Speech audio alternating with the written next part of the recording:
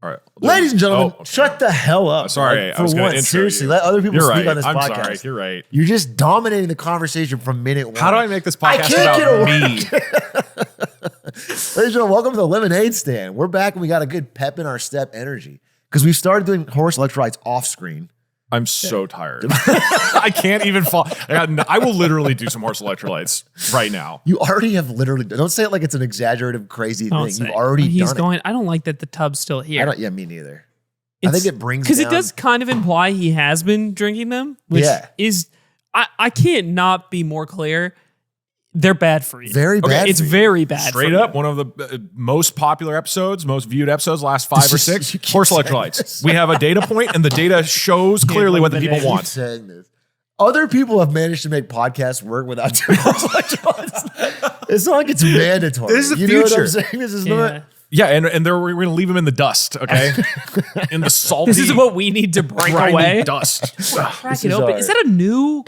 Is it a new one? No. It's the same tub. It's just very there's sturdy. No way you're unsealing. Dude, it's so much lower it's than sturdy it was because a few weeks ago. It has to protect from horses. Because they just want to get in there, dude. It's like a childproof lock. Yeah, Their hooves can't open it. Maybe this is what Jokic is taking because he owns horses too. His horse just like won a race. I mean, that would explain it. Dude, Fellas, what are we talking this about is today? bad. This is bad. I know it's a bit, but this is bad. I think it's actually good. I get it. I get what he's doing. All right. He's bringing us back to a previous bit because we're going back to a previous news item. There we go. Today we're rehashing old news. What are we talking about? In that the trade war, which has been so forgotten about, is back on, baby. It is back on in a major way. I think like weeks ago, this was a big news item. And everyone thought, oh my God. And then we all forgot about it because Trump, in response to borrowing costs for the United States going up and the stock market getting a little shaky, put a big pause, put a 90-day pause on the trade war. Well, 90 days is now up. There was supposed to be 90 deals in 90 days. How many deals do you think we got? Well, 90 deals. So that's a deal a day. Yeah. I think he overperformed 100. You're so close. If I recall, at least he made one beautifully comprehensive deal with the United Kingdom. You're right. That is one deal. One really signed deal in 90 days. And that one was pretty minor. So we're a little bit short of the goal. I just 89 short. So how many countries are there again? Like 3? There's like there's 3, which is crazy because he was at 90. He was going to do a bunch with the same ones. That's how confident he was. He came out the gate swinging. So anyway, Perry, if you could pull up his Truth Social, which is where I get all my political news nowadays. The Truth Social today is a deluge of basically the same boilerplate letter to almost every country. He's just tweeting truthing nonstop. This letter, and I'm going to read it to you. I'm going to read you the one he sent to Japan. It's the first one because Japan's the most important. I'm going to talk about Japan more in detail. But dear Mr. Prime Minister, it is a great honor. By the way, everything is random caps. Like, I do think he actually wrote the original draft of this. It has every one of his hallmark. It is a capital G, capital H, great honor for me to send you this letter in that it demonstrates the strength and commitment of our trading relationship and the fact the United States of America has agreed to continue working with Japan despite having a significant trade deficit with your great country. Nevertheless, we have decided to move forward with you, but only with more balanced and fair trade, all caps. Therefore, we invite you to participate in the extraordinary economy of the United States, the #1 market in the world by far. By far. We have had years to discuss our trading relationship with Japan and have concluded that we must move away from these long-term and very persistent trade deficits engendered by Japan's tariff and non-tariff policies and trade barriers. Our relationship has been unfortunately far from reciprocal. Starting on August 1st. Now, this is what I want to say. So obviously the end of the deadline was today. It was July 7th, 8th, 9th. Whatever. July 9th, I think is actually the day. But since we've reached this end of the 90 days and nothing has happened, there has now been an extension. These letters all come with an extension to, which is now August 1st. So another month, I guess, is the idea. And, some people are questioning, well, if we get to August 1st and there's no deal, is there going to be another extension? I think that's a very fair question. But right now, it's August 1st. We will charge Japan a tariff of 25% on any all Japanese products into the United States. basically, which is the same number or around the same number they had in those original Rose Garden big poster tariffs. Like not much has changed. We're just threatening the same tariffs and pushing the timeline Was forward. there anything in place for the past 90 days? Was it dropped to zero for that time period, or was there something? No, that it was hasn't been zero. It's been the 10% universal tariff. Okay. That has been collected and been going on, but all of the talked about tariffs have still been delayed and delayed and delayed. So that's where we find ourselves. This is not only the Pearson he sent it to. He sent one to South Korea and I don't know, like 50 other nations are all getting this letter publicly on social media. I assume also mailed to them. Honestly, you shouldn't assume I that. assume Only they just truth. expect them to. Only truth social. You can't trust letters. You can trust the truth. Wait, though. I want to, Yeah. let's see. The last thing is, you will never be disappointed with the United States of America is the last line. So anyway, so he's putting the pressure back on and the heat is back on and the markets are again much less believing of him as they were before when it was an instant panic. But there is a little jitteriness today, both in American stocks and then also in the currencies of all these countries that are affected by the tariffs. Just the idea is the deadline's a little shorter. Maybe something can happen. If these actually go through, it will be extremely impactful. It's a huge, huge tariff. So Yeah. while you were saying that, Perry was scrolling through the letters, Yeah. and he basically scrolled the entire time you were talking. Yeah. Is it 25% for every single country that's getting a letter? No, they're is different. It broken down and different depending on the place? It is different depending on the place. What was really interesting to me is he randomly picked, I don't know if this is because of the beef with Elon, which we should talk a little bit about, but South Africa got hit with a big one, like a 35% or something more, just out of the blue. And South Africa, I looked it up, we don't do a ton of trade with them. My understanding is they buy our oil and cars and we buy platinum and jewelry from them. And it's all in all 12 billion or something. It's not. So the fact that he made it specific, it's just interesting. It's so focused on his whims and fancy. And I do want to say, we'll continue South Africa thing real quick. There is the tweet he put out about Elon. You guys know we've talked about the Elon beef, but he said specifically, because Elon's launching a new political party. Have you guys heard about this? The America Party. The America Party.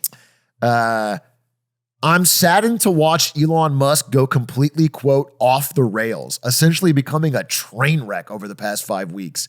He even wants to start a third political party, despite the fact they have never succeeded in the United States. The system seems not designed for them.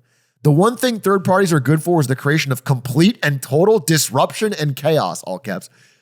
And we have enough of that with the radical left Democrats who have lost their confidence and their minds. Republicans, on the other hand, are a smooth-running, quote, machine. I love the random Dude, quotes. the random quotes, random caps, it's just awesome. It's an awesome way to type. They just passed the biggest bill of its kind in the history of our country. It is a great bill, but unfortunately for Elon, it eliminates the ridiculous electric vehicle mandate. And he goes on forever. I don't want to read it all, but basically says Elon's mad about the EV mandate, getting rid, no more EV subsidies, and then also that Elon wanted his friend to run NASA, and that guy was a blue-blooded Democrat. I want to read one of the sentences go from for this it, tweet. Yeah. And I quote, Elon probably was, comma, also, period. It's the full sentence. So a lot to think about here. A lot to think This about. does make you think. Okay. Not very I hard. kind of like it in a sense of I have confidence it's him writing it. It's not somebody. There's no middleman between him Because and if you told me to write like Trump, I don't think I could do it. He like this. dictates it to somebody to write. There's a video of him watching, I think, Kamala Harris give a political speech or something. And this is during the election. And he's in a room. They're all like, there's like 8 people watching. And then he's dictating to a woman next to him to write. So I don't even know that he is personally writing this, which is even crazier. Because like, how do you even, he would have to manually be like, okay, Elon probably was, comma, also, period. And like the fact that he's dictating it makes it even crazier. How does he get these like I strange? kind of do like the the idea. quotes There's a staffer who has such a read on the vibe that they know what to They capitalize. know what to Or they're like on a lot of drugs, and it's like his favorite guy is like, yeah, I trust Stan. Someone looking at this and they're like, space business. Yeah, that's capitalized for sure. Okay, so we've delayed until August 1st to basically renegotiate. Yes. We didn't send letters to literally every country, but we sent them to a many lot. with varying tariffs that will be placeholders during that time, or will start on the They August don't start 1st until deadline? August 1st. So again, Okay. nothing is directly changing today other than the fact that they're not letting it drift off into nothingness. That it's like the story's continuing. Mm-hmm. Hey, the deals, we still want this. You have a small extension again. Okay. But again. So as far from what you know, Yeah. through this time period, through these 90 days, how much progress or lack thereof was there on actually making deals with these countries? Like, did we get to a position where we were 80% confident we were going to make a deal with Japan? Are any of these countries close to making a deal or in the process of making a deal? How present is that in the I news? think it's a fire question. I really want to talk about Japan today, specifically Japan, because that has been priority, I think, under Trump's words, priority number one for the United States negotiation team. Because Japan is one of our, maybe perhaps our closest ally, realistically, and our kind of our East Asia partner to have some against China. You know, it's like a whole thing. And they buy the most of debt of anyone else. Like they're our partner. And so what's interesting is I come at this originally from the perspective of like, you know, Trump is silly, Trump is goofy, and Japan's trying their best to make a deal, and he's blowing it up. If I could say it, he's Yeah. being a total baka. He's being a sussy baka. Dude, your Japanese is getting crazy. Thank you. That's what I thought, right? I want to, so I did some further research on how, because this Japan deal has been priority number one now for 90 days. And they've sent United States best and brightest, and Scott Best and all these people have been flying to Japan regularly and having these meetings. And you hear about some of the chaos and the inability to get it done. And I just assumed it was all on one side. So I want to give you a more nuanced picture here. Trump, here's a high level. Japan is currently going through a rice crisis, a risis, if you will. That's good. I enjoy that a lot. They had a bad harvest, and so there is not enough rice to go around. And also they have a ton of tourism, and everyone there wants to eat rice. So the rice keeps the price of rice. This is going to get history. All right, Dr. Seuss. Keeps rising. Dr. Seuss economics keeps rising, and it's becoming a problem. People are very angry about it in Japan. And one thing that Trump keeps saying in these deals, and it comes through, he's not very well informed on exactly what Japan is and isn't doing. But one thing he's got stuck in his head is that they have a 700% tariff on American rice. They won't buy our damn rice, and they need our rice. And what's interesting is that the current PM of Japan, Ashiba, who Trump called Mr. Japan because he forgot his name. Dude, oh man, it's so unfortunate how awesome that is. Yeah. It's just to just roll with it. it's You know, just to have no crazy to shame. be in power of the wealthiest nation on earth, and you're just like, Mr. Japan. That's crazy. I've come dude. to deal. I know that isn't the important thing here. It's crazy how this. I would love it. Really if the keeps on Japanese giving. PM was like, "Oh, America-sama." like we just go back to that'd be so sick. Dude, I'm gonna get to that because actually I think there's some valuable geopolitical insight that we were saying. Actually, I'm gonna get to it. Okay. So anyway, so Trump thinks there's a 700% tariff. Now, what there actually is a decently high tariff. I don't know the exact number, but they have a tariff. It's not 700%. Maybe it's between 1% and 400%. It's somewhere in there. They do protect their domestic rice industry. So what I've found is that Ashiba, who's the current PM of Japan, did not appoint the normal person to do the negotiation from the Japanese side. He appointed a different guy who's from the district that is, there's a picture of this parrot, by the way, of the guy, who is from the district where all the rice growers are. Mm-hmm. Ashiba is very beholden to the rice industry in Japan. Like he is, you could say corrupted by, or you could say By big rice. by big rice in Japan. Like that's where a lot of his voting base is. That's where so he actually has the opportunity here to just pretend what Trump is saying is true and go, you know what, sir, I'll bring down the 700%. What I'm saying is the more you look into this is that Trump has actually given them a lot of easy outs, but because Ashiba is so wanting to appear tough for the rice industry that supports him, that they've reached this stupid impasse where they're both being pretty stupid. and someone had this tweet that is actually pretty funny to me. Clouseau Investments is a bit goofy, but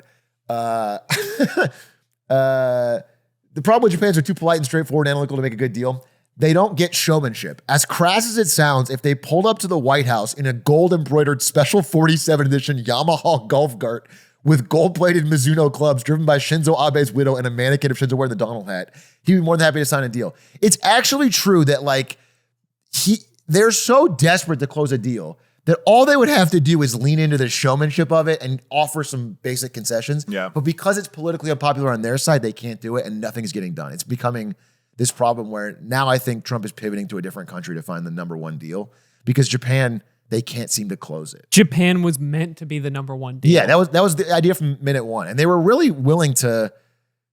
Could we backtrack a little bit to the one deal that did get made with the UK? I knew that deal got made, but in terms of like fanfare or its position in the news, I feel like I heard relatively little about it and also the contents of it. My understanding is that deal wasn't very comprehensive and it was something quickly put together. So why isn't his one win something that we're more locked into or you're presenting as something more important? I think the UK deal, my understanding, is that it's really just a restatement of the way things already were. It doesn't change much dramatically. It isn't like a huge win for American producers or that the UK is going to significantly buy more goods they weren't before.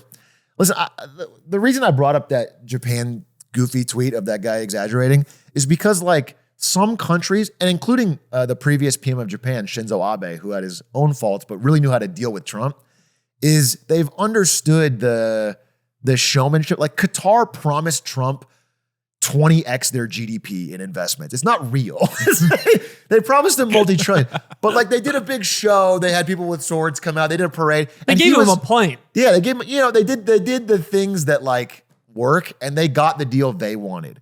And it's just funny that the playbook to winning these trade deals is actually pretty obvious now, and people that aren't doing it are now like caught. Like it's just causing problems for Japan's car industry because they can't get a deal done here. They do sell a lot of cars in America, and it's just funny they're being so hung up on this rice thing. Can we dig deep for a second? Yeah. Let's use our lemonade stand powers to dig here. And is there, if I'm a part of his administration or other people that are responsible for making these deals or setting the tariff amount, people like Scott Bessent, what is the argument, the pro argument for why these things are going well? Like, what is the excuse for not having anything done in 90 days? Why have we actually been productive this whole time? If I want to be the strongest steel man, do you guys know of anything to dig in the opposite direction? Yeah, 100%. What they would say is there basically, sorry, what I'm asking is there anything to talk about here other than outright failure? Because the presentation of it feels like that. And I'm wondering, it's like, it feels like there must be something they could say. If I had Scott Bessent. No, what I would say, I could totally steal man this. From their side, what they would say is the onus is on everybody else. Like they don't care if a deal doesn't get made. Like what they're saying is like, if you want to sell your goods here in America, then better figure out how to play by our book. Like we don't care if there's no deal. We will just tariff you. We'll just write up a tariff and that's fine by us. That's the idea. However, what I'm questioning is that because of the delays the first time, it seems like they actually do care about what the impact it'll have on stock markets and bond markets if we actually have the tariffs. I think they would rather have a nice deal and sign it and be done. But they have to pretend to be in a position of total strength. We don't care. And that's a position we can pretend to be in because as a market, we have so much buying power and we're not so much an exporter where we're relying on all these countries to buy our things. We're at a deficit in the first place. We're a gigantic market that presumably these people need.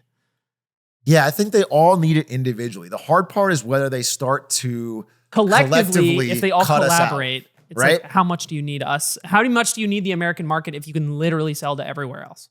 That's the big question. And so I don't know, but I do want to say this. So China is the only country that's had above 10% tariffs. They've had like the 40% or whatever from the. I know. And I know. Bring up that article, the one with the graph where you scroll down. So what actually has been happening is, I think we predicted this on the show, straight up, is like they're just shipping through other countries, which is like 100% what you'd expect to happen because the demand for the Chinese goods is still there and China still has the only place to make them. So let me give you a little window into this. Okay. As someone who, has experience working on a business that has sourced things from China. Yeah. I might have friends who operate businesses of similar scales Sure. that are making similar decisions around this problem who are also just doing this. Yeah. They're just doing this. Yeah. It just goes to a different Yeah. country and gets something added or repackaged, and then it comes to the US. 100%. That's all that happens. This is the most predictable outcome. And I think we said it from minute one. And if you scroll down to the graph, so like the second these tariffs started coming into play, a huge spike in Vietnam and Indonesia imports happened because that's where they're just going to Vietnam or South Korea or Indonesia. Something's being slightly tweaked and it's being reclassified so the tariffs don't apply. So what this becomes is, what the lesson of this is like, hey, either we spend gazillions more to try and constantly whack-a-mole and put all this down, or we tariff every country on the world at once. Questionable if that'll work. Or we got to find a way to make a deal that both sides agree. Like the idea that these tariffs will just work with no workarounds, no black market, I think is a little silly. That's where I'm at. So that's where we find ourselves in this trade war with this update. I don't know if you had any further questions. I think it's pretty fascinating how, sorry, my microphone discipline. I'm going to import a second microphone. Yeah, you just have two on either side of your face. Well, what if full we- 360? One of those three, like the podiums. You're just in a voice acting booth and we're here like yelling through it. I think maybe I think this cleanly connects into something we wanted to briefly touch on, which we were saving for later, but I think is the big, beautiful bill passing. And I'll let you take on the lead with this mostly. Sure. And, but the way I see this connecting is the pro argument for this bill passing. And if you're listening to this right now, we've talked about the bill an endless amount. And we've always been pro every aspect of it. And we've been pro the entire time. And You've so, caught like, me. please don't try to dissuade us from that position. It is that in the bill, the deficit spending is being offset by things like the revenue from the tariffs, which are not accounted for in the accounting of this bill. Like the tariffs are a source of revenue to the country. Yeah. And that is something that we haven't seen all the benefit of yet. That's supposed to come in and be something that helps with the financial math of this bill, right? And my skepticism to that, when I heard it, was this, seeing the degree to which people will go to dodge these tariffs to begin with. Whether it be a small business or a big business, everybody is looking for a way to circumvent it. Yeah. And I think just leading into that, I think there's a bit more teeth to that argument as well that I thought was interesting to cover, that you might want to touch on or get into. Yeah, we can hit it up. I mean, I think so the bill we've talked about a bunch of times. It did pass completely. This time I was like, surely politicians will do what they say they're going to do and not vote for it. And that didn't happen. So that's been Dude, fun. it's wild. At some point, I'll stop. My naive, childlike whimsy I was will with be you. stamped into the ground. But there was a lot of politicians who were like, I will absolutely not vote for this. They've changed my critical things. And it's, they just sent it. It's just wild for me to someone to get on like 5 different news networks and speak directly to camera and be like, this bill's a disaster. And unless it's changed, The recency bias, I feel like I can't even believe I convinced myself a little bit. I think it's just the audacity to run the media circuit on Yeah. it and then still vote do for it. it. Not even like a quiet like quote of like, yeah, I don't know if I really agree with this, or like I don't know if this is in the right direction, and then you vote for it. It's like wildly doing the media circuit to like rile up your constituents against it and then being like, yeah, I said yes though. Dude, it's Ron Johnson was a senator, and like I played his clip maybe on here and also on my stream, and I was like, this guy's spitting. This guy, and he was like really going after it. And then I check and he voted for it. It's like it's just crazy, unchanged. The bill did not change. He just voted. That to me is wild. They might be like lizards in a human skin. I just don't. I genuinely like what's going on here. Like, what do you think is the point of your life? If just like what you say has no bearing in any of your actions, like what drives a person like that? I don't understand. Maybe like really nice dinners paid for by Comcast. Probably, man. I am just baffled. Well, some of it's fear, right? So my understanding is that Trump definitely has the power to get a Republican primary. So you'd lose your job. Like if he really gets the Truth Social machine working on you, he can make you out to be anti-MAGA. But then you defect to the America Party. Yeah, which Elon Musk's new third party. Yeah, what I wanted to briefly touch on with Big Beautiful Bill is just the argument for why it could be good. Because I streamed on 4th of July last week, and there are, a few comments of people being like, it's a sad day to celebrate America. Our country's going towards ruin. And I think there's a legitimate argument towards that. For me, not only is there the kind of moral, ethical side of cutting a bunch of Medicaid, which is just not cool. The main concern that we've talked about a bunch is just the debt going up by trillions and trillions of dollars. Yeah. And as we've discussed, that it could send us like towards ruin as a country. So I think it's that terrifying. You can dislike this bill from so many different angles. Yeah, there's a lot of options to work You can pick so many different things. A lot of angles. As the reason why this sucks. Yeah. So the debt and the deficit, that is the really concerning part to me, amongst many. And so I was listening to an argument, basically, again, from let's say, Scott Bessent, Treasury Secretary, of what is the goal here? Like, why are they doing this? So part of it is, like you said, tariffs. So when they talk about the amount of deficit, that doesn't include tariffs. But even numbers on that could be wrong. And obviously, please double check me if you hear it. But okay, Vietnam, I believe, is about $120 billion in trade, trade with the United States. So even if we did a 20% tariff on them, that is like $20 billion. That's not that much money. So even if we, get, let's say, $100 billion in tariffs every year, a couple $100 billion, that is helpful. No, I didn't know you were doing that well. 20 billion, not that Not much. that much. That YouTube. That's because you got 5 channels. His bro. second channel goes crazy, dude. You haven't seen the revenue on that second channel. Like the Vietnam tariff money is like having a VOD channel. It's not going to resuscitate the U.S. government. Come on. It's a slight stream of income, Right. but it's not. Yeah, Right. 100%. And so between that, he wouldn't understand because he doesn't upload on YouTube. He's a Mario exactly. Kart. Yeah. Now China, that's our Twitch Primes. Okay, like we can where the really real money squeeze is. them. Yeah. So arguably there's going to be some tariff money, but there's so much flux with tariffs we don't really know. The more compelling argument that I heard is, why is it acceptable to put us $5 trillion in debt by cutting everybody's taxes? And again, it is everybody. It's not just rich people. But if you cut everybody's taxes, way less money for the government, that's what sends us more into debt. What is the possible value of that? Well, the pitch is we want to get GDP growth up. And one way to deal with a debt is to pay it back, which is stupid. Cringe. Or we outgrow it. Because if the idea is in 10, 20, 30 years, our GDP is so incredibly massive, our economy is just fucking cruising, that our dollar's worth more, and the 36 trillion that we owe right now is comparatively not that hard for us to pay back. So if we just stop the debt from getting worse and we grow a lot as a country, we can outgrow the debt being problematic. And there's no... I mean... This statement, if we just stop the debt from getting worse, discussing a bill that makes the debt significantly worse. Yes. Like I don't. Yes. So that's my first. It's Yeah, good. yeah. Can I synthesize it from my understanding is the tax cuts and the bill in general are going to incentivize so much economic growth that it outpaces the debt that this bill adds. Yes. So that's the hope. The hope is because we are putting so much money into people's pockets that it will stimulate an amount of growth, and hopefully with AI and automation, all the other stuff going on, we will actually outpace this. It would also require us to stop making the debt bigger, but theoretically, if we stop making the debt bigger every year and we just keep it at $36 trillion, just a little bit of money, just a small amount, then that we could outgrow. So a crucial part of the equation is missing, which is to stop making it bigger every year. I just wonder if we've ever tried this cool idea where we cut taxes for wealthy people so that it'll sort of fall. What's the word for that? Like it'll get down and then the growth will.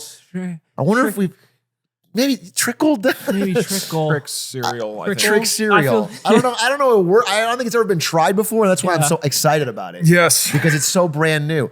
Listen, I'm also skeptical, to be clear, but I just want to point out for people who are like, this bill is a complete and total disaster. What the fuck are people on the right thinking? This is at least the argument. Probably for a majority of politicians, it's just like, hey, short term, let's get more money to people. That's most likely what's going on. But that is at least the pitch is, I think let's it's fair get more money to people's pockets. Let's grow more. To steel man it. But I disagree. I understand. Yes. I'm with you. And I think it's fair to do that.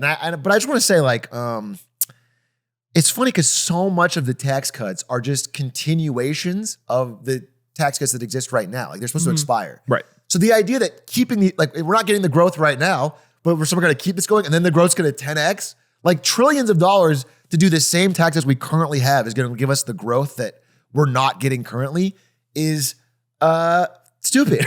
I'm sorry. Like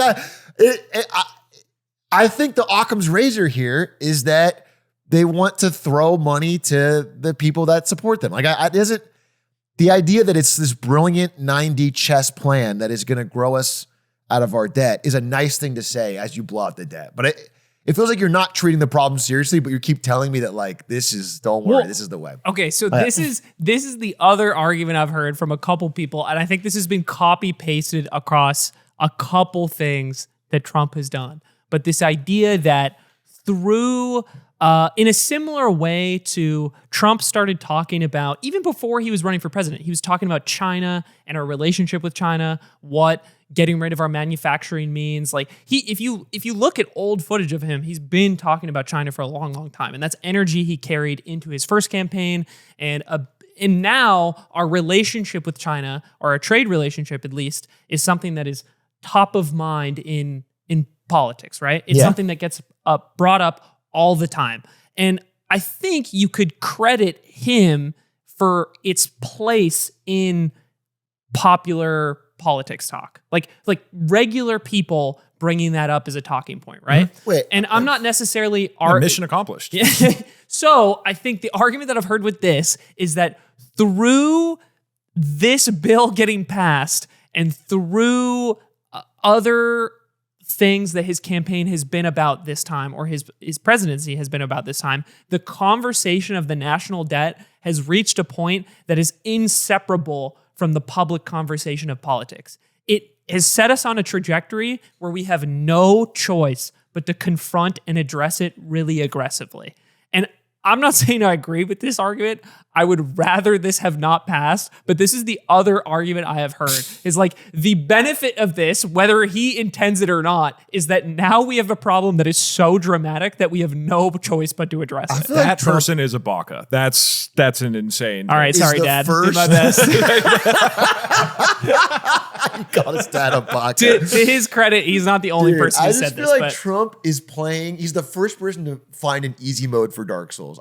He plays politics on such the amount you can bend over backwards to. Well, he's not fixing the problem, but he's bringing awareness to it so that eventually. I don't think. No. I think the discrepancy between that is the people I have talked to. One of them happens to be my dad, but there are other people that have brought this up. Is not people who are like Trump, the genius, who is making sure that we confront this down the line. They're like, through his recklessness, at least the country will be forced to address this very important issue that they have refused to let enter the public sphere like up until right this point. Now we're like sick with the flu or something, but not enough to go to the hospital. And then Trump is coming in with a bucket of flu virus and injecting it into the body to incentivize us to go to the hospital.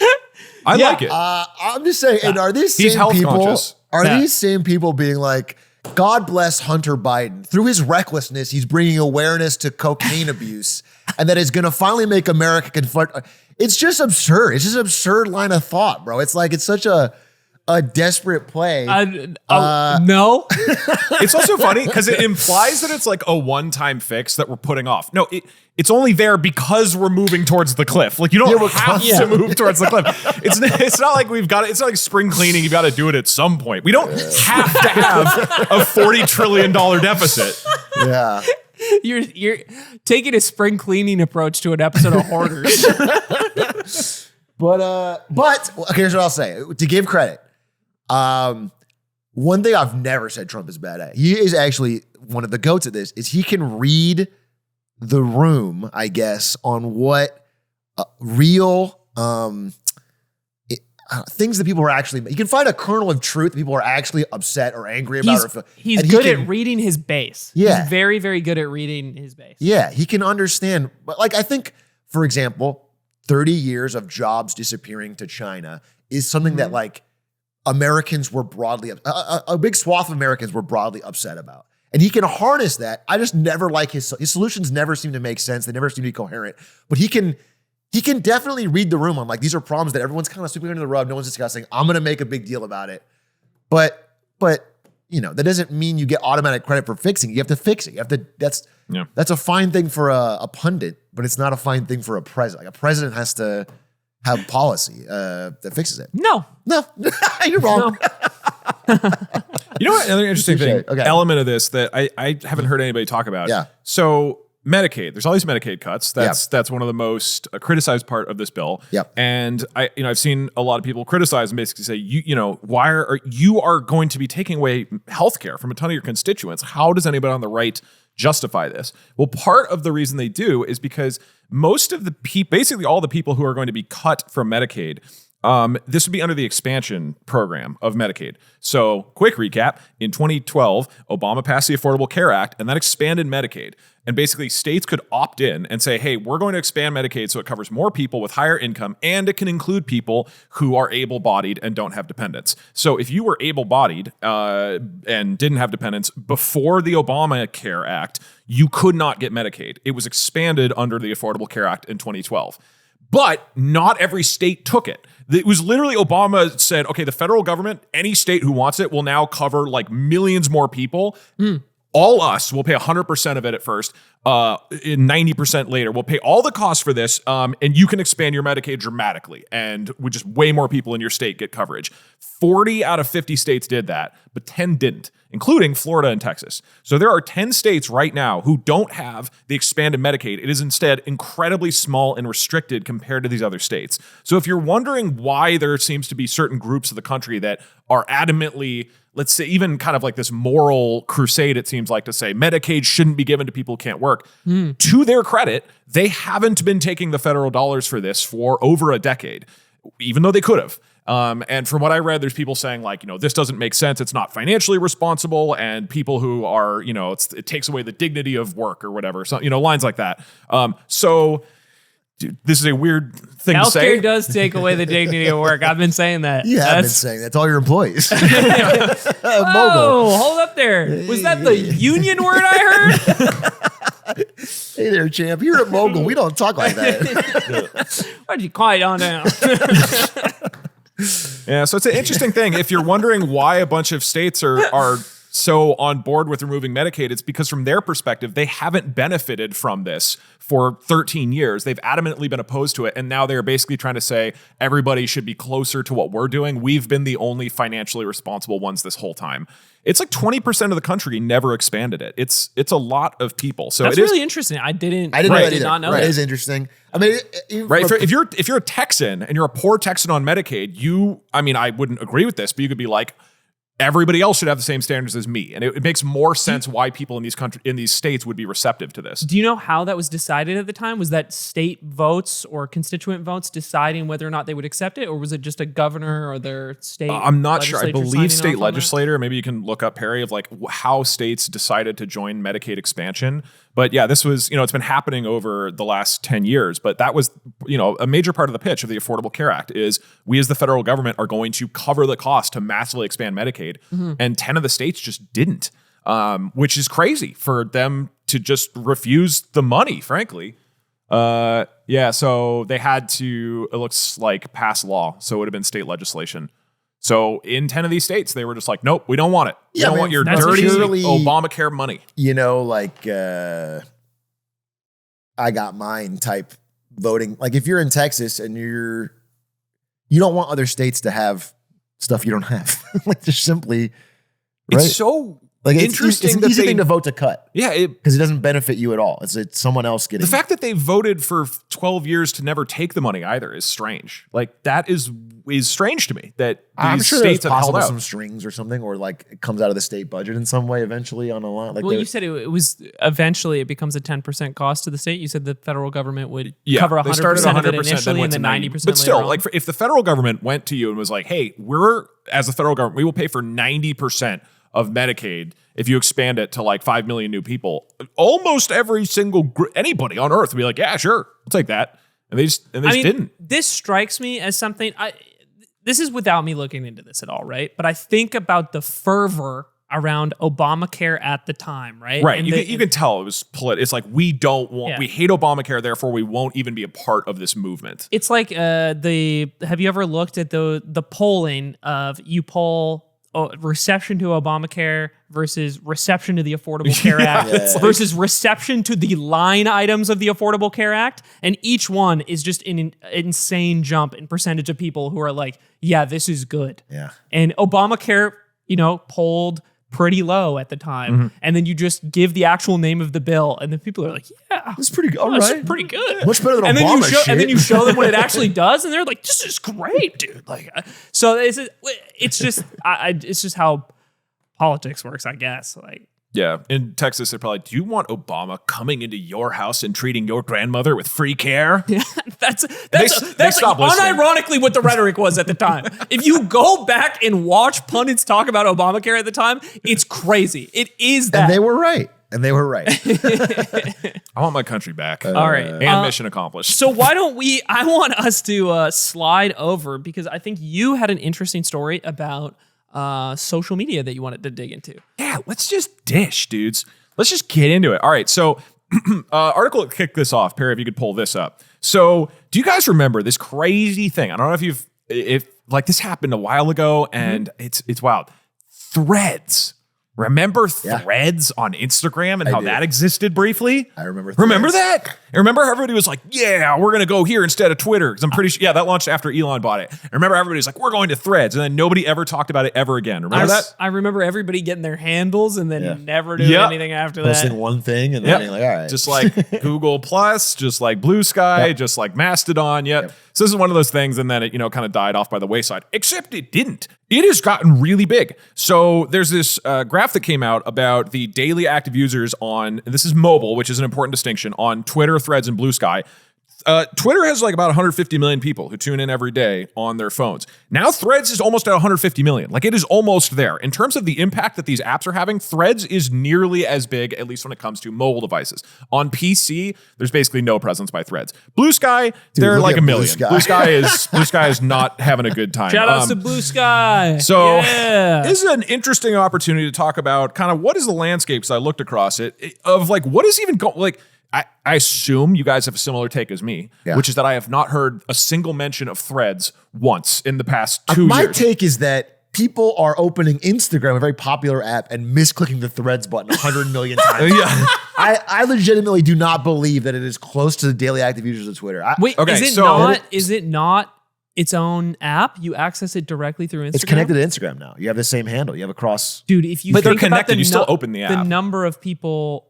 Wait, is Threads a separate app or not? Yes. It is, but in Instagram, there's now a Threads button that can click over to it, but you still have to open the app. Out of the like billion people using Instagram, it's just a bunch of them misclicking. That is my honest impression. No. So this is what I want to talk about. This is what I was thinking. So, again, Threads users going way up. If you look at this chart right here, it's just been growing like crazy. The monthly active users is like double that. It's like 300 million people a month are opening up Threads. So I was looking into it. How in the fuck is this app getting insanely huge? 300 million people a month looking at it. Every day, 150 million. None of us hear about it, ever. It's not in the cultural zeitgeist in any way. And the answer is, not the entire world is America. So it turns out social media users in 2025, there's like 1 billion social media users in China. India, almost 460 million. Now, the United States, we got a lot. We got 240 million social media users, but then Brazil with 144 million. Mm-hmm. One of the countries that I feel like we never talk about is Indonesia. It's one of the biggest countries in the world. Yeah. I never hear anybody talk about Indonesia ever. They have 140 million people on social media. Mexico, 90 million. Philippines, 90 million. Vietnam, 70 million. Pakistan, 70 million. These are massive, massive numbers. And so looking into where is Facebook as a specific example, getting all of their people. Well, so found this breakdown. It's mostly from Asia and South America. There we go. Out of the, so Facebook is still absolutely gigantic, by the way. It has almost 3 billion monthly active users. Like, it just, like, 2/5 of the world's population is still on Facebook, which even though, again, for Gen Z and millennial Americans, like, nobody goes on Facebook anymore, right? Mm-hmm. And so looking at this, of those 3 billion, India has 400 million active Facebook users. Indonesia, 100 million. Brazil, 100 million. Mexico. So 400 million is more than the entire population of the United States all using. Just using Facebook from one country. So I think what is interesting to kind of step out and remember here is that America, relative to the entire population of the world, we are tiny. And even though we don't really use Facebook anymore and we don't use Threads, Meta as a company across Instagram, WhatsApp, and Threads is really, really, really successful at capturing broad audiences across the world, particularly ones that are rapidly developing like Southeast Asia, South America, Brazil has a massive social media presence in all this. So I thought this was really interesting that Threads is actually doing fantastically well for them, just not really in a way that we care about, which is an interesting just like way to think about social media, I mean, that is interesting. Something I will say though is my understanding is the value per user, because these platforms run on ad dollars. Oh, you think they're less valuable? I don't think they're less valuable as people, but I think there's an ad dollar thing where it's like one user in the United States is worth like, I don't remember the exact numbers from marketing days, but it's like $20+ per person in terms of amount they can sell ads for it. Yeah. And it's like 8 cents if it's from Indonesia. They don't buy enough on ads. Yeah. So from a profitability, I mean, it's number of users and impact, I guess, is valuable. And this is very interesting. But like from a health of the business, it's just a lot easier to get 100 million people from somewhere where you can't sell any ads than it is to get somewhere where it's like there's a high. Yeah. That would be my one counter, but this makes sense to me. I mean, I guess you do not think of it that way. Yeah, it's just like fascinating. And I think it's again like what you're talking. There's two angles. One is you objectively make way more money when you have an American audience, or European, or European, whatever, rich countries, right? Yeah. That's, you just objectively can squeeze us for a lot more of our precious goo. I mean, even compared to Europe, right? Isn't the ad rates in the US? Yeah, the US is like the by beating far the Canada, highest. Like, Australia. we just consume like crazy. We consume like crazy. We love ads and we buy and we have a lot of money. We're rich people who want to buy stuff, and that's our vibe. Dumb TikTok ads. Yeah, specifically dumb. Well, a question I have for you guys: are you residual Facebook users? Like, do you guys engage or check it at all now? Like the Facebook, the site, and then if not Facebook, I'm wondering if you guys touch Messenger at all anymore. It got me, like, I kept using it for Messenger specifically for about 5 years after college, and now I am locked out of my account. I don't even have my password anymore. And I tried to reset it and it wouldn't let me. And I was like, I don't care. I just truly don't care. Yeah, I'm a Messenger user. Because there's that period in time where Facebook was big enough. Yeah. And you have some friends that you just talk through that. Exactly. And it just sticks. That's what I was going to say, is the US having a number that's even as high as 200 million is pretty shocking to me. But I think about the way that I use Facebook, which is basically I check Messenger once a week. And I think that's a lot of people. Like, you just have a residual use for Facebook that you continue to engage with occasionally. Yeah. Or things like Marketplace, like Facebook Marketplace has become crazy popular.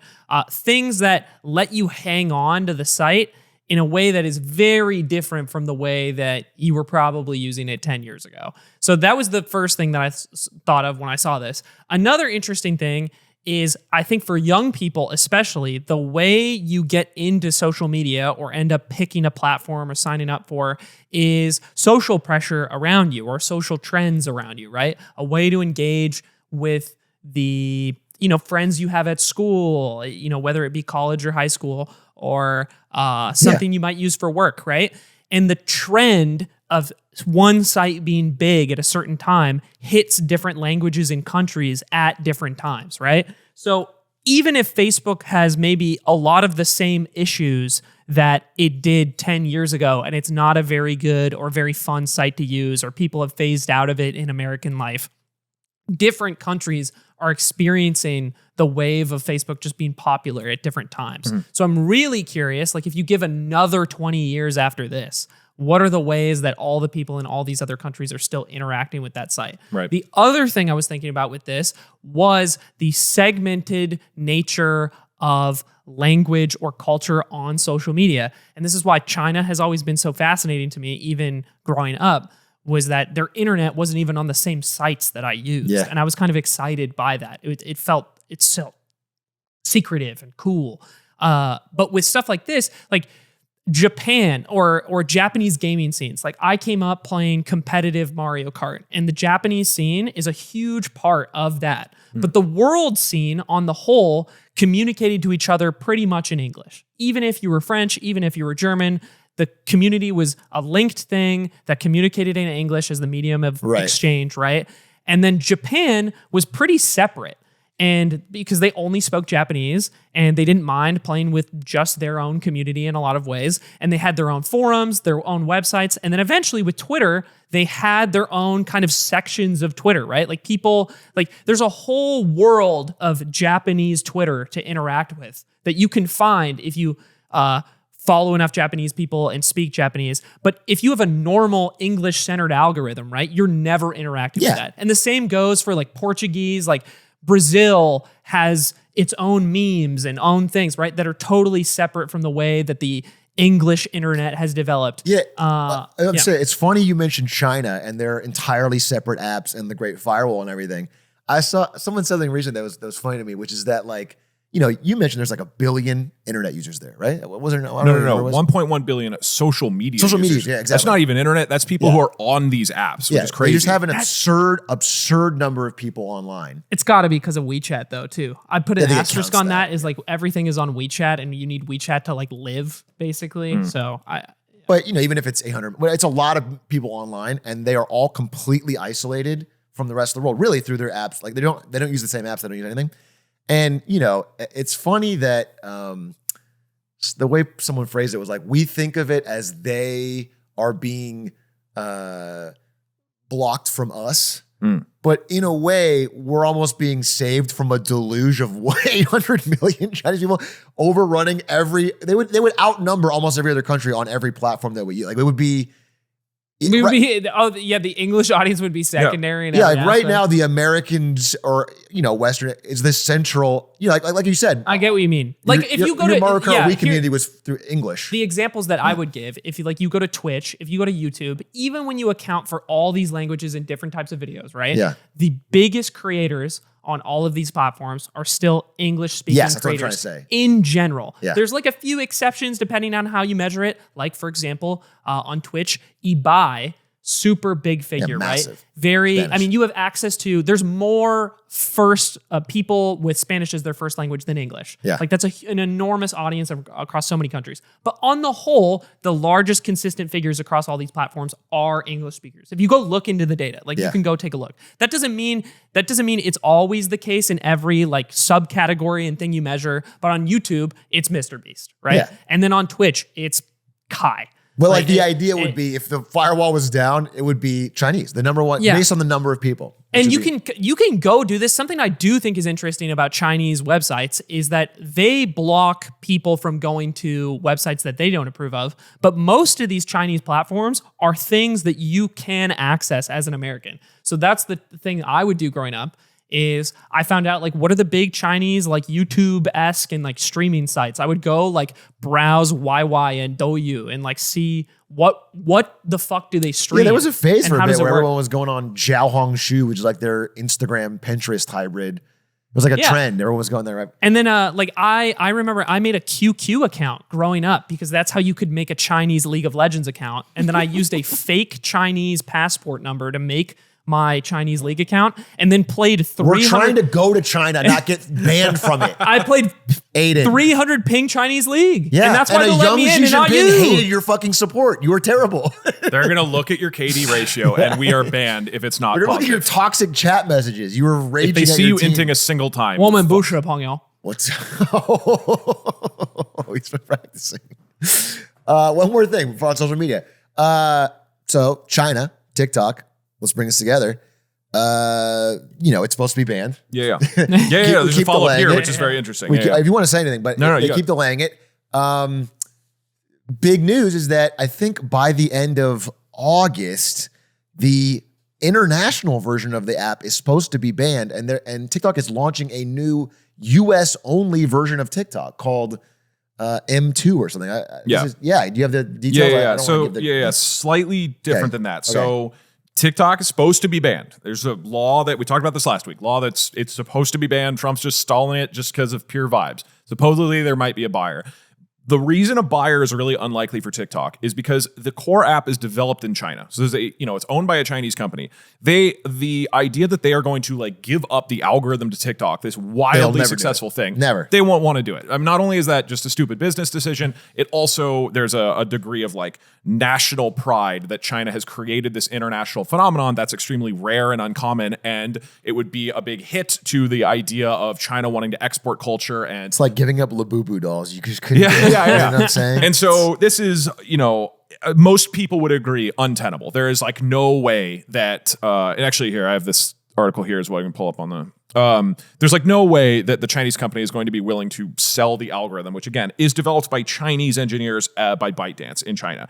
So TikTok is technically a separate company than Douyin, which is the Chinese version, but it's still Chinese engineers, right? And that's the challenge. So this new one they're going to do is called M2, and the idea is it's going to be an app and a company that is entirely made within the US, and that way they can tell the US regulators, hey, this has nothing to do with China. So it means moving the tech stack from China to an American company. And from a technical perspective, probably it means forking the code in some way, but it's not clear what this means because again, ByteDance does not want to give up the code that allowed them to make TikTok. They don't want to give that away. And so the whole weirdness around selling TikTok is there's no way they'll sell the core thing that makes TikTok run. At most, they would sell basically the name TikTok and a bunch of data, which is not valuable. And so there's this inherent disconnect between the idea of selling TikTok and what ByteDance might actually do. This is their attempt to get around it, seemingly. And so the specific dates, they're going to launch this in September 5th, and then they're going to shut down TikTok on March 26th. So their idea is we will force everybody on TikTok to migrate to an app which is legitimately centralized and developed in the United States, and then it'll be a kind of separate thing. And if that pans out, then maybe they don't need to be banned. So interesting though, because that's like us soft creating our own great firewall. Do you know what I'm saying? The idea that it has to be a US based app that is for other US users only. Well, I think so. We don't have a lot of details about it. The idea would be the algorithm and what powers it and the data are all US based, but it would still be able to interact with international people. Right, but I assume someone in, France is keeping the same version of TikTok and you are on M2. Yeah. So unless they cross share videos. Yes, they would. They would. Yeah. So the idea is like you still, because if we get, I think TikTok is aware that if the United States gets removed from the TikTok ecosystem, it all fails, right? Like we are too much of a cultural center, right? You can't just pull away the US and not have everybody else flood. If I'm not dancing on there, it's not going to last. Right. You know what That's what draws the people in. Doing some of this is like how the app stays afloat. If my 20,000 viewer TikTok clips of my stream don't keep going up, the site will crumble. We don't have squeaks on there. Yeah. But what makes TikTok work culturally is the international spread, right? So you need to keep that fabric going. The challenge is that you need to have the algorithm of the app not developed by China. So the idea here is that Americans will use an app that can still connect with the international version of TikTok, but it would be two different recommendations algorithms. One is developed by United States, one is developed by ByteDance. So you would never really know if you're going to have the different experience.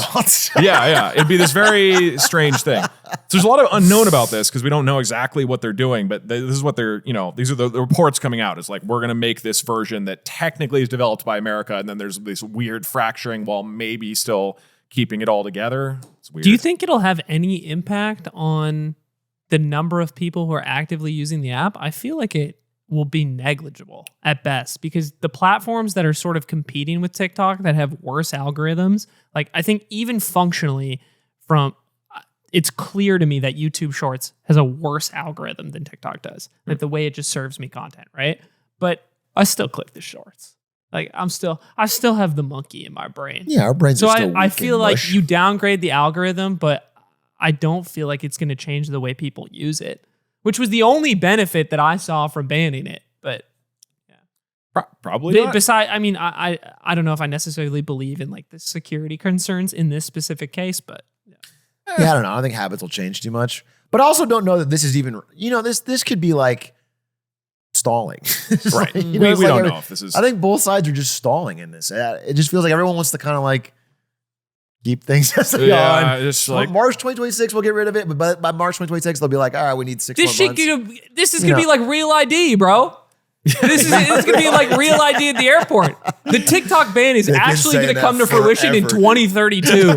And they're like, all right, we got to do it. Like, For non-Americans, for the last 5 years, every time you go to the airport, that's a sign that says, you have to get a new updated ID or you can't fly, coming in March of this year. And then every single year, they update the signs. They're just like, look, we'll give you a little bit more time. And this has been going on for, 7 years? It has to be at least 6 years, right? Like, I think I saw the first signs for Real ID at the airport. I think in 2018. And I still lived in Washington when I saw them for the first time. That's everything. We just keep extending. We just it doesn't. You just bail. Yeah, dude, you just bail. I mean, the thing is, what they would do is they release this. So the reason I think it's interesting is because they're saying September 5th. That's soon. That's in 2 months. So in 2 months, they release DickTalk. And inside the current app, there's a button that says you must migrate to DickTalk by next March. And you press a button and you download the new app, and it's exactly the same in almost every single way. They might pull it off. That'd be a kind of funny way to get around the whole thing. TikTok would be great.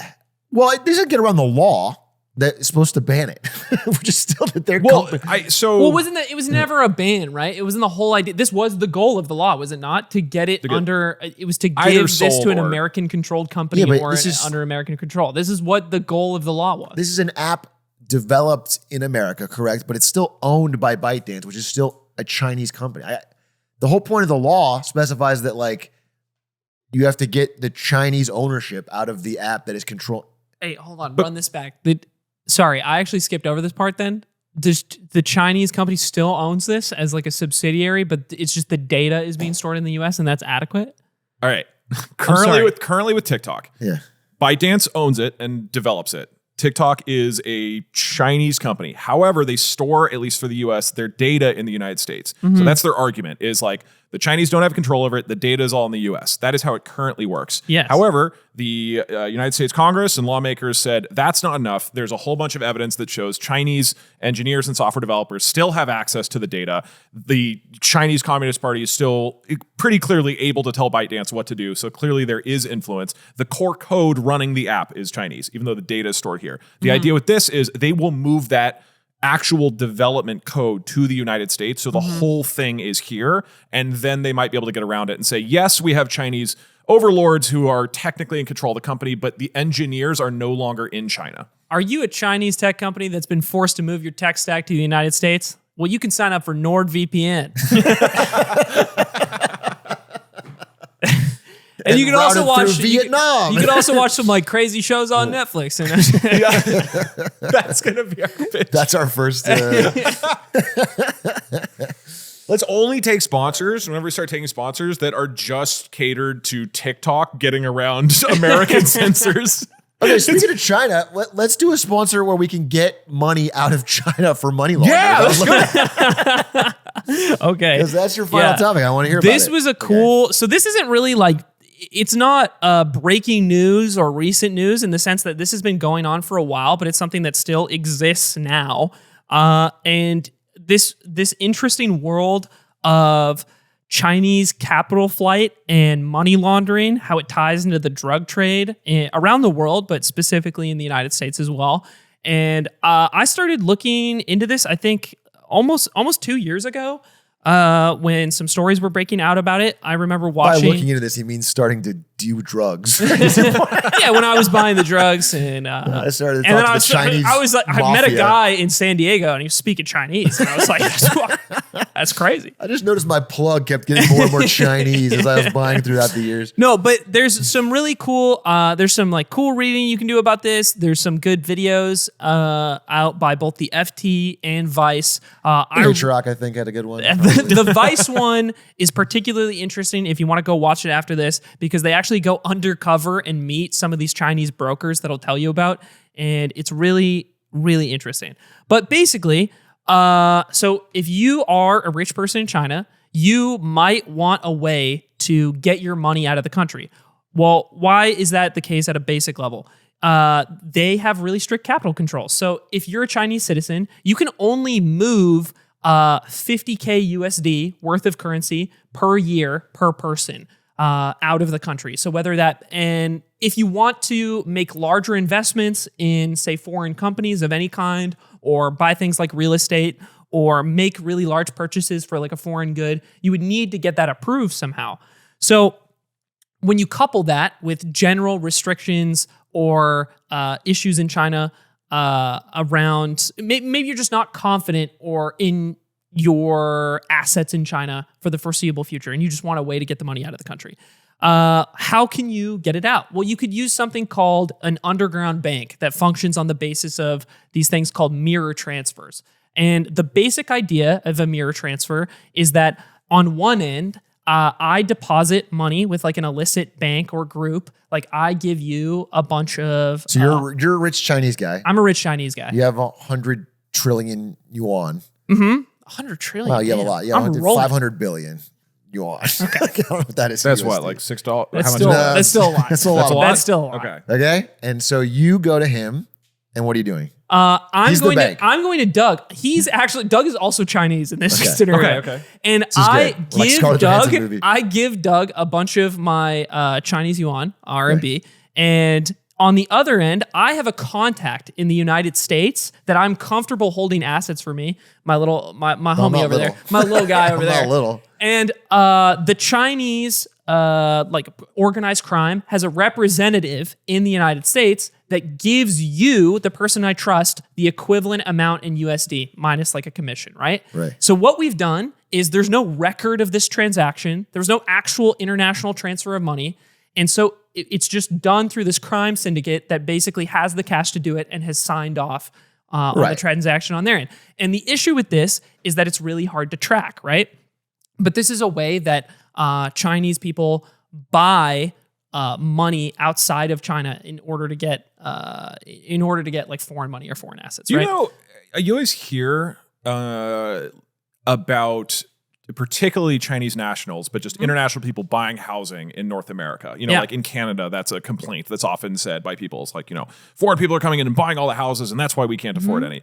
How are Chinese nationals able to buy so many homes if they can only spend $50K a year? I actually had this question too, and I have two loose answers to this. And if anybody can weigh in, I'd appreciate it as well. But from my understanding, there's actually restrictions on the Chinese end that came into place in 2016 and 2017 that actually makes it harder for Chinese citizens to do this. So that's one thing that limits it. And then I also know in places like Australia and Canada, they've instated laws at local levels that it also makes it harder for foreign citizens to just buy up real estate and hold it. So those are two things that have changed in like the last 8 years that do affect this. But how would they even buy a house in the first place if they can only spend $50K? So now, one of the ways you could do it is through a system like this, or perhaps you just have a family member abroad that you could do it through, right? Okay. But this whole process represents a way that you can move money around in order to make purchases like that. Gotcha. I do want to stress that prior to like 2016 and prior, there wasn't as strict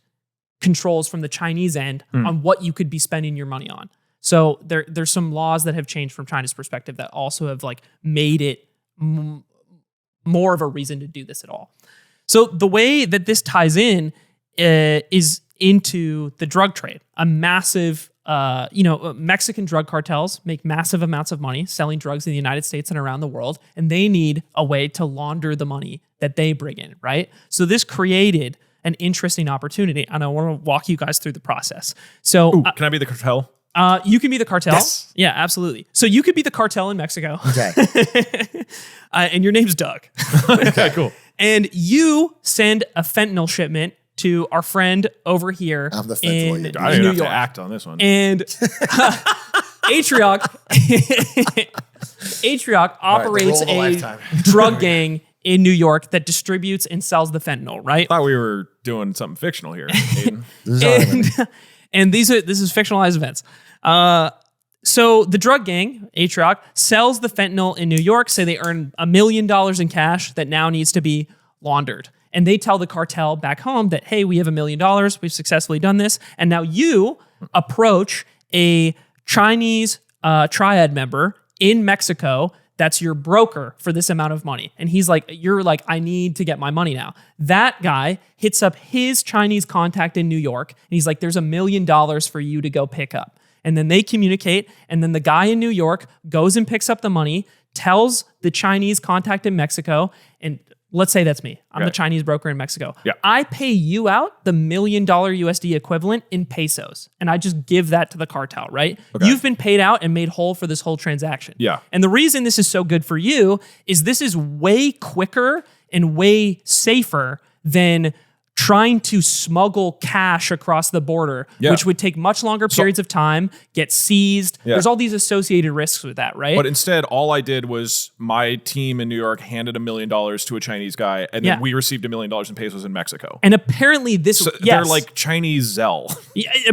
kind For of. drug dealers. Dude, what's mind-blowing about this is this regularly happens. The turnaround time for you as the drug dealer Yeah. regularly happens within a 24-hour period. It is Wow. extremely fast. So compared to the weeks or months that it might have used to taking you, back in your early drug dealing days. Yeah.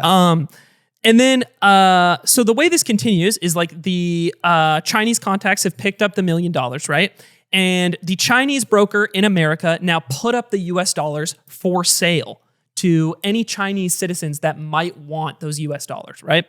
And then Chinese citizens who want to purchase that US dollars to get their RMB out of the country, Yeah. they meet with a agent of the triad, like a Chinese person in China, Yeah. and then make a legal money transfer of RMB to their bank just within China. And now that representative of the triad in China, texts the guy in the US and confirms that the transaction has been made. And then the US guy pays out the million or, whatever amount in USD their that they friend in New wanted York. to their friend in New York. And now your trusted contact, like if I'm a rich Chinese person, I just have a homie in New York or wherever in the US. It doesn't matter in this scenario. Yeah. And my friend now has the money in his hands and I've successfully acquired the USD that I want. Yeah, what's So- fascinating about this is like it's so much more difficult to track under all normal like FBI money tracing methods because the USD has never left New York, the RMB has never left China, the pesos have never left Mexico. It's just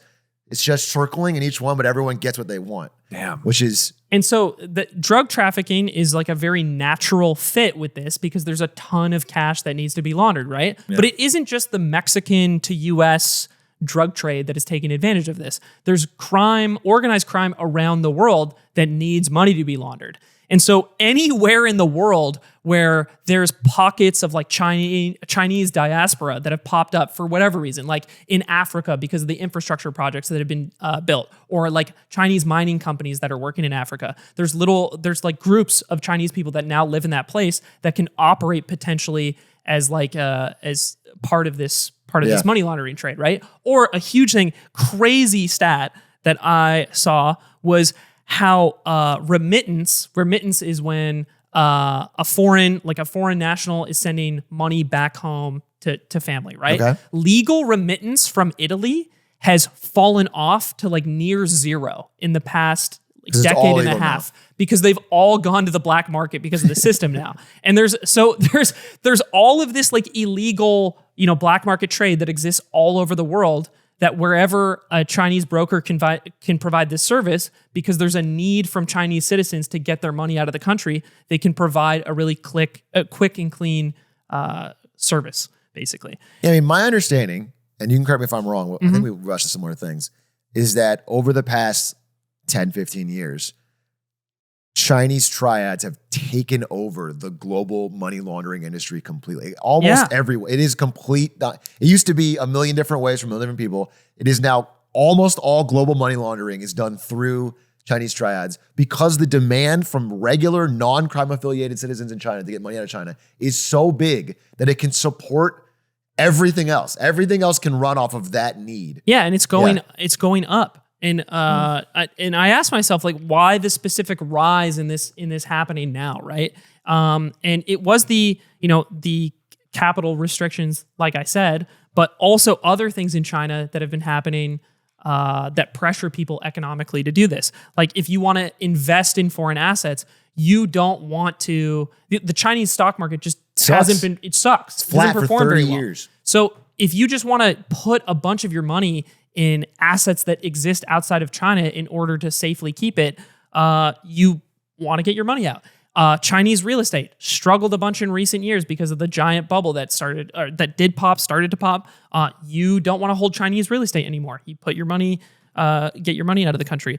And then general confidence in whether or not the government is going to like impede or like seize the assets that you own, right? Because they have a history of doing that. So, or a really basic reason, sometimes you just want to buy something super sick that isn't sold in China and costs a lot of money. Some people just want to use a service like this for the sake of doing that. If you don't mind me spoiling it, at the bottom of your notes, I see in all caps CS:GO skins.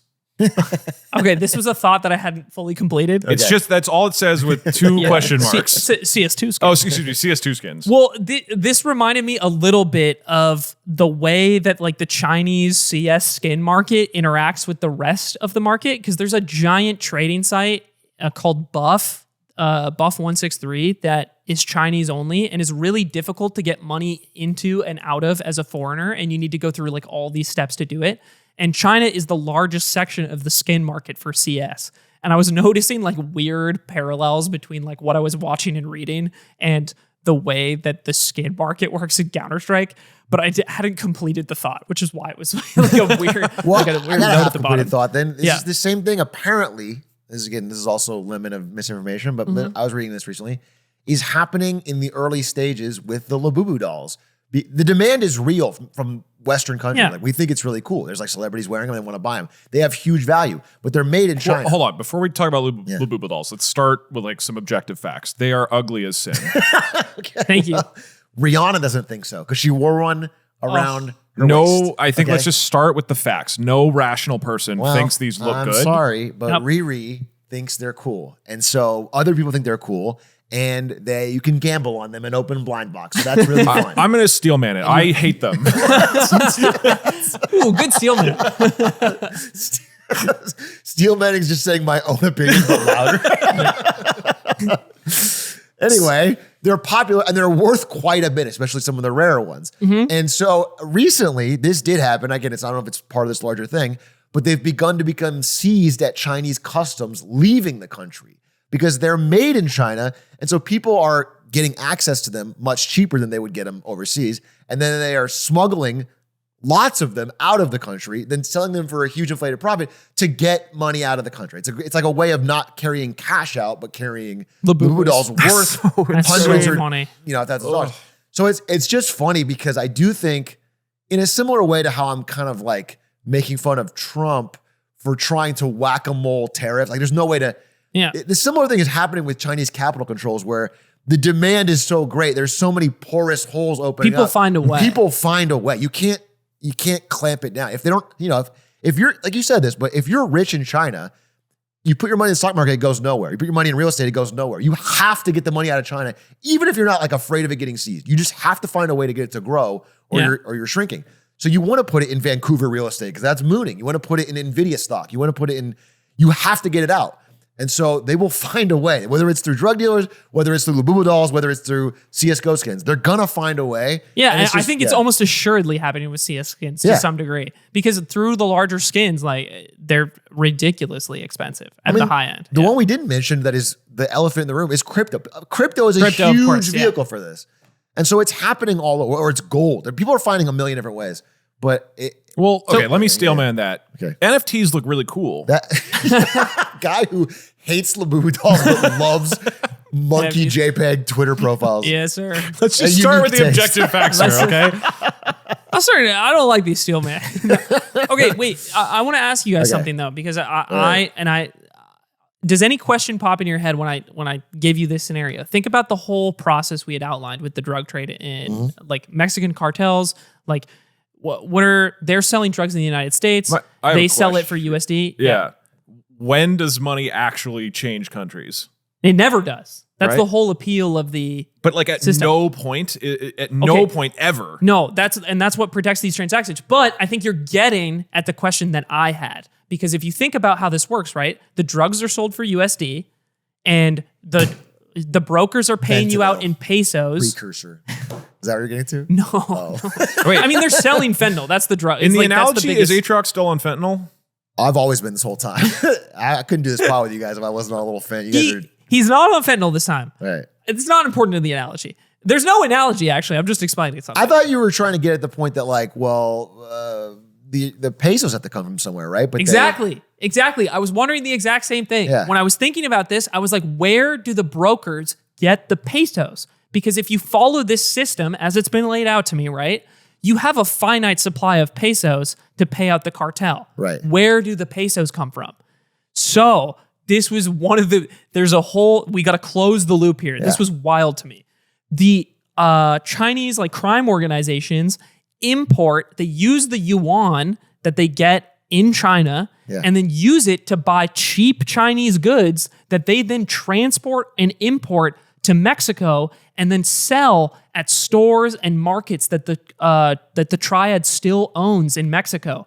And they only sell them for cash. And they run massive like market businesses of like shoes, clothes, masks, anything you can think of that could be produced in China. And the trade relationship, if you look at the amount of goods that have come into Mexico from China in like the past decade, has spiked dramatically. And that's how they get the pesos. There's a whole like closed loop to this where they continue to bring in Chinese goods back into Mexico, sell them locally there, get the pesos in cash to use for these payments. That makes total sense. I did hear the way I heard it, and it makes I 100% believe you. I think it's probably makes more sense than what I'm about to say, because that's the amount of pesos you need to be staggering, right? So you have to do all that. But the way I heard it was, to close the loop, the real thing they can get pesos for is from the drug cartels that are making fentanyl in Mexico to export to the United States. Need fentanyl precursor. They need like the raw chemicals and materials to make fentanyl, and they buy that from China with pesos. So they trade the pesos, but never leaving the country. So I think you're probably right here, because when I was looking at the, I think it was the Vice report where they're going through the stores that the brokers are showing them that they own, I was like, this seems crazy to me. Like, how could you be pushing enough volume of these goods in order to make up the gap of like how large these payments are expected to be? Right. So it's probably just both things, both. right? It's like you need every avenue you can get to bring in as much pesos as possible in order to operate the business, the illegal business, at the scale that you need to operate it at. Because in the interview where they're using the body cameras and stuff, they're talking about like the reporter is pretending to be a fake Chinese party interested in laundering a bunch of money, right? Yeah. And the people they're talking to are like bragging about how much money they can launder or pay out at a time through the system that they have. And they're like, well, 200 million would be like way too much. Like, we can't do that all at once. It would like take a long time, but like 10 to 20 million, no problem. You give me a day's heads up, like I can move that for you instantly.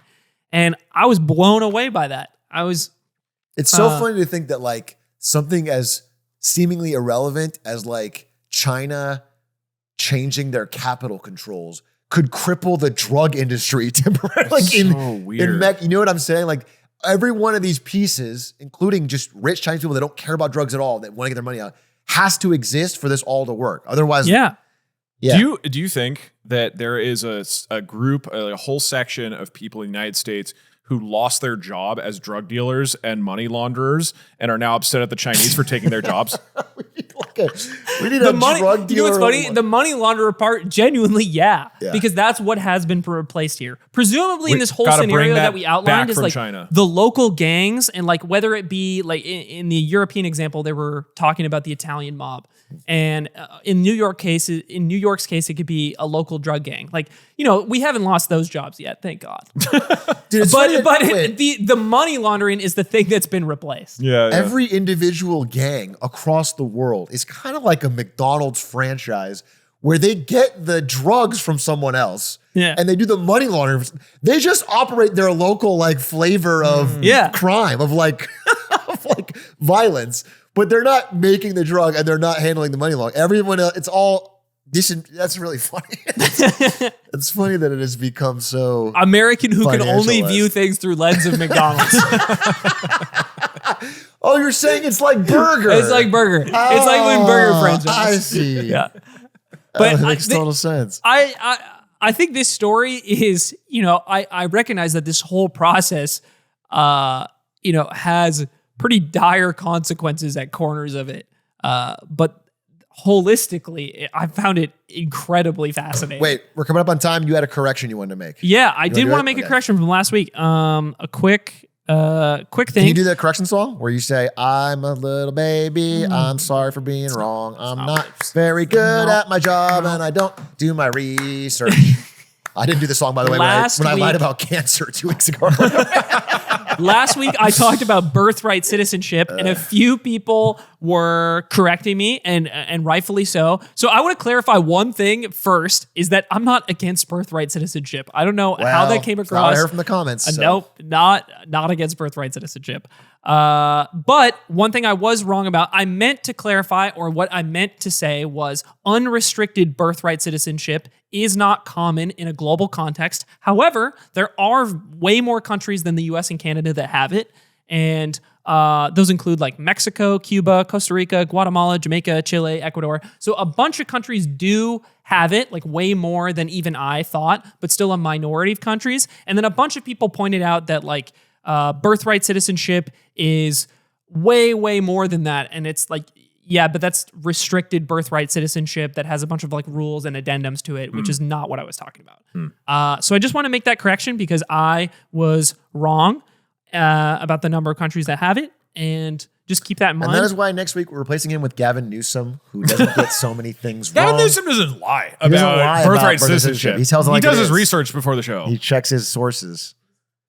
Speaking of checking sources, you want to hear something funny? So I was looking into all this social media stuff, right? And I was looking at numbers for Threads, and I was cross-checking a bunch of things just to make sure the numbers were actually right. Okay. And one of the websites I was using to primarily talk about Threads, not this one, but another one, was basically, it was talking about how Threads has grown. And so again, the whole point of the story was like, wow, Threads is gigantic, and we just kind of don't realize it. They have 150 million people that are using this like every month or whatever.